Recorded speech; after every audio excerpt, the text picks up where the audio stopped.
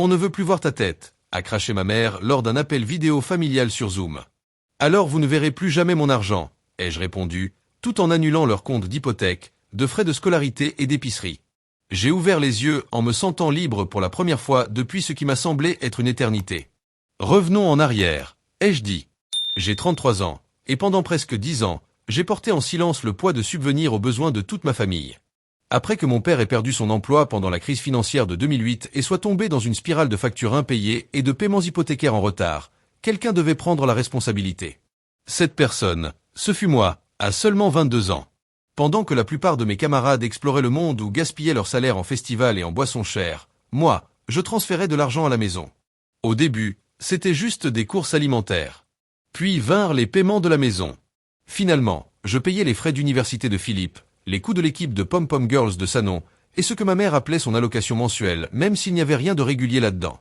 Elle m'envoyait juste un petit message. « Cette semaine, tu peux m'aider ?» Et je le faisais toujours. Personne ne m'a jamais demandé si j'allais bien. Personne n'a dit merci. Ce que j'ai reçu à la place, ce sont des remarques amères. Ma mère désapprouvait le fait que j'avais arrêté d'aller à l'église.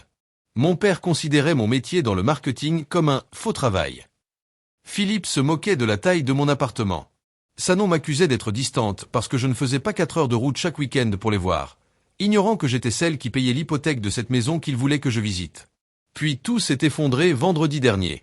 C'était censé être un autre appel vidéo habituel avec la famille.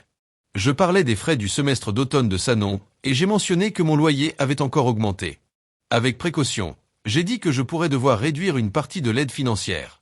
C'est alors que ma mère s'est approchée de l'écran et a dit « Tu sais quoi ? On ne veut plus voir ta tête. » Et elle s'est déconnectée. Je suis resté là, abasourdi, fixant l'écran vide. J'ai essayé de lui envoyer un message. Il m'est revenu. Elle m'avait bloqué. J'ai vérifié ma boîte mail. Silence. Rien de la part de papa. Pas un mot de Philippe. Ça non. Il m'avait complètement exclu, comme si j'étais une étrangère qui les avait trahis.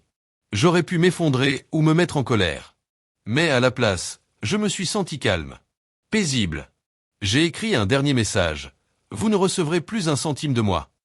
Puis je me suis retroussé les manches, pas pour mon travail habituel, mais pour commencer à couper toutes les connexions financières que j'avais avec eux. C'est étrange à quel point tout peut s'effondrer rapidement quand c'est toi qui as tout construit. Ce matin-là, juste après avoir envoyé ce dernier message, je me suis assise à la table de ma cuisine avec une tasse de café fraîchement préparée et mon ordinateur portable. Pour une fois, je ne me sentais pas pressé. Aucune urgence à gérer. Aucune vérification à faire pour savoir s'il me resterait assez à manger après avoir envoyé de l'argent à tout le monde. Juste le silence. Le genre de silence qu'on a l'impression d'avoir mérité. J'ai commencé par les paiements de la maison. Mon nom ne figurait pas sur l'acte, mais j'avais payé comme une horloge pendant des années. J'ai ouvert le tableau de bord de la banque. 2 clics. C'est fait. J'ai même appelé pour confirmer. Les prélèvements étaient officiellement annulés. Puis est venu le compte partagé que j'avais créé avec ma mère. Au départ, je l'avais ouvert pour qu'elle se sente indépendante. En réalité, cela lui donnait accès à mon argent 24h24, 7j7. Je l'ai vidé, puis fermé définitivement. L'agent de banque m'a demandé pourquoi. J'ai marqué une pause et écrit « Violation de confiance ». Ensuite, je me suis occupé du portail universitaire de Philippe. Toujours lié à mon adresse mail, j'y ai accédé et supprimé le moyen de paiement enregistré. J'ai même ajouté une note dans la section facturation. La scolarité n'est plus couverte. Ça a été incroyable. J'ai passé la liste en revue. Annuler les paiements de services publics. Supprimer l'abonnement à la livraison d'épicerie. J'ai même contacté le propriétaire de leur logement et dit « Bonjour, je ne paierai plus le loyer. Vous devrez voir directement avec les locataires. » Il y a eu un silence gêné. Puis il a dit « Compris. » Aussi simple que ça, je me suis libéré. Sans adieu dramatique. Sans annonce. Juste une sortie méthodique. C'était étonnamment simple de m'effacer de leur vie financière, comme supprimer d'anciens téléchargements qu'on avait oubliés. Pour la première fois depuis des années, je ne paniquais pas pour tenir jusqu'à la fin du mois. Je respirais, simplement. Je ne m'attendais pas à une réaction immédiate, mais le silence n'a pas duré. Ce même soir, je finissais un dîner tranquille, quelque chose de simple, juste pour moi quand mon téléphone a vibré. Numéro inconnu. Je l'ai ignoré. Puis un autre. Puis 2 textos à la suite. Le paiement de Philippe a échoué. Maman devient folle. Appelle-la. Pas de nom. Pas de bonjour. Juste des ordres, comme si rien n'avait changé. La troisième alerte est venue d'un contact totalement inconnu. J'ai cliqué pour lire et le ton l'a trahi instantanément. C'était la tante Florence. Clairement, maman l'avait entraînée dans le chaos. Peu importe ce qu'il se passe, ta mère pense que tu agis de façon déraisonnable. On peut discuter ? Je l'ai ignoré complètement. À l'aube, les appels entrants se sont multipliés. Un numéro masqué a laissé un message vocal enregistré. C'était sa non. Sa voix tremblait, plus douce que d'habitude. Je ne suis pas en colère, je le promets, a-t-elle dit doucement. Je n'arrive juste pas à joindre quelqu'un. L'université m'a contacté pour dire qu'il y a un solde impayé et que je vais être désinscrite.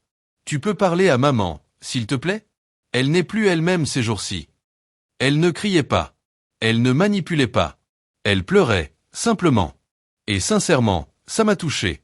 Mais je n'ai toujours pas répondu, non par indifférence, mais à cause d'années à étirer mes émotions. Puis maman a réessayé, cette fois avec le téléphone de quelqu'un d'autre. D'abord, un message écrit. S'il te plaît, arrête. Retissons des liens comme une famille. Elle a appelé 60 secondes plus tard. J'ai laissé le répondeur prendre le relais. Son ton n'était pas furieux. Pas totalement. Ses mots étaient mesurés, presque suppliants, mais toujours mêlés d'arrogance. Tu as clairement exprimé ta position. On comprend, a-t-elle commencé. Mais ce n'est pas ainsi qu'une famille agit. On n'a jamais été parfait, mais on s'est toujours soutenu. Je ne sais pas ce que tu attends que je dise. Tu veux que je supplie. Toujours sans excuse. Sans reconnaissance des paroles dures qu'elle avait dites. Pas même une allusion à des limites franchies. Juste une femme habituée à tout contrôler, réalisant soudainement que le sol s'était dérobé sous ses pieds. Ils n'avaient pas perdu une fille. Ils avaient perdu leur fondation financière. On pourrait croire qu'ignorer quelqu'un devient plus facile avec le temps, mais ce n'était pas le cas. En fait, c'est devenu plus troublant. Leur ton a commencé à changer dans leur message. D'abord, de la détresse. Puis de la culpabilité. Puis des souvenirs tordus. Philippe a envoyé un énorme message expliquant que je m'étais toujours concentré sur l'argent, affirmant qu'il n'avait jamais demandé d'aide, comme si je n'avais pas couvert 4 années complètes de ses études comme un abonnement de divertissement de base. Puis Sanon a ajouté une dose de mélodrame. J'aurais préféré que ça n'arrive pas comme ça. Comme si j'étais simplement parti sans raison. Après ça, un message vocal de maman. Je l'ai écouté une seule fois. C'était suffisant. Tu crois qu'on t'a exploité ? Ce n'est pas vrai. On dépendait de toi parce qu'on croyait que tu voulais être là pour nous. Tu ne t'es jamais opposé. Tu as toujours été disponible. Tu étais la forte. Et d'une certaine manière, elle avait raison. J'avais toujours été là. Mais la résistance s'use. Elle s'affaiblit. Et quand les gens ne viennent que lorsque le robinet est fermé, ce n'est pas de la famille, c'est une transaction commerciale. Alors j'ai coupé le contact complètement. J'ai bloqué chaque nouveau numéro. Mis toutes mes informations sensibles en mode privé. Quitté le groupe de messages familiaux en un seul geste silencieux. Sans post sur les réseaux. Sans réponse dramatique. Sans représailles. J'ai simplement effacé mon empreinte financière de leur monde. C'est fou comme on devient invisible dès qu'aucun symbole d'euro n'est attaché à votre nom. À la fin de la semaine, les appels ont diminué. Les textos se sont raréfiés. Et le vide qu'ils ont laissé derrière n'a pas ressemblé à de la douleur, c'était de la liberté. Un espace pour respirer. Un espace pour réfléchir. Un avenir non dicté par la culpabilité. Et c'est là que j'ai compris, je n'avais pas seulement arrêté d'être leur banquière. J'avais arrêté d'être leur point d'exclamation. Le lendemain matin, après avoir bloqué le dernier numéro, j'ai dormi après le lever du soleil. Pas par paresse. Mais avec une absence totale d'obligation. Pas de téléphone qui vibre. Pas d'alerte de compte. Pas de calcul mental de qui avait besoin de quoi. Juste la lumière du jour par ma fenêtre, et le son de ma propre respiration. Je me suis préparé une vraie tasse de café, pas ce café instantané bon marché que je buvais en économisant pour leur facture. Je me suis assise à ma table et j'ai eu cette réalisation étrange. Cet argent est vraiment à moi. J'ai ouvert mon ordinateur, lancé l'application de budget que je considérais autrefois comme un champ de bataille, et j'ai scanné mes chiffres. Puis j'ai commencé à noter toutes les choses que j'avais mises de côté. Un jour, je ferai un voyage. Un jour, je lancerai une entreprise. Un jour, je dépenserai pour moi. Et d'une certaine manière, ce « un jour » est devenu « maintenant ». Étape 1. J'ai acheté un billet d'avion. Destination, Cancun. Sans escale. Siège, près de la fenêtre. Je n'en ai parlé à personne. Je n'avais besoin de l'avis de personne. Personne n'avait le droit d'être déçu. Puis j'ai réservé une consultation avec un mentor en affaires. Il y avait une idée enfouie dans ma tête depuis des années. Un studio de design pour aider les créateurs indépendants à se bâtir une image de marque. J'avais passé des années à construire les rêves des autres. Il était temps de bâtir les miens. Avant midi, j'avais accompli plus dans la construction de mon avenir qu'au cours de la dernière demi-décennie. Sans alerte. Sans sonnerie. Sans honte. Juste de la libération. Et c'était exactement comme ce premier vrai café du matin. Mais couper les numéros de téléphone n'a pas effacé les souvenirs. Ils revenaient doucement, comme des bourdonnements qu'on ne remarque qu'en l'absence totale de bruit. Je marchais sans but, et me souvenais soudain que maman m'envoyait toujours des messages à 9 h le dimanche. C'est là que les demandes de fonds arrivaient. Pas de politesse. Pas d'inquiétude. Juste un rappel froid de ce qu'on attendait de moi.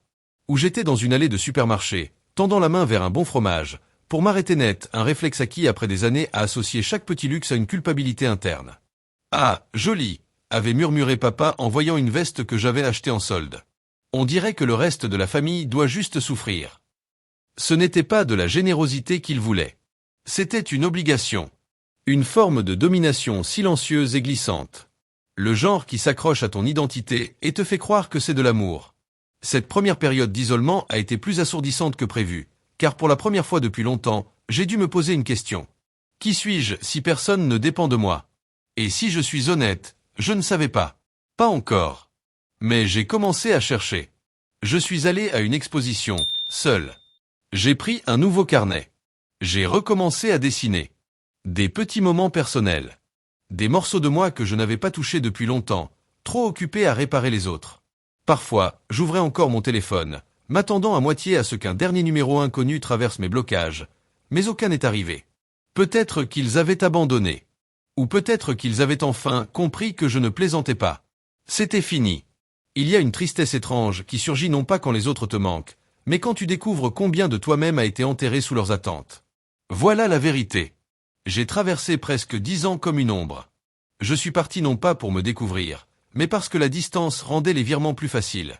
J'ai travaillé de nuit, non pour avancer, mais pour acheter les fournitures scolaires de Philippe. Je suis resté célibataire, non par choix, mais parce qu'essayer de bâtir quelque chose de romantique me faisait sentir comme une imposture. Comment inviter quelqu'un dans une maison qui n'est même pas la tienne, quand tu passes ton temps à financer les plans des autres? Après avoir coupé le câble, j'ai commencé lentement à me reconstruire, pas seulement financièrement, mais émotionnellement aussi. J'ai fouillé dans un vieux tiroir et retrouvé un carnet poussiéreux. À l'intérieur, il y avait des rêves que j'avais complètement enfouis. Une phrase disait « Je veux créer un espace où les gens peuvent construire librement, brillamment, confortablement, de façon un peu chaotique et profondément réelle. » Je l'ai lue encore et encore.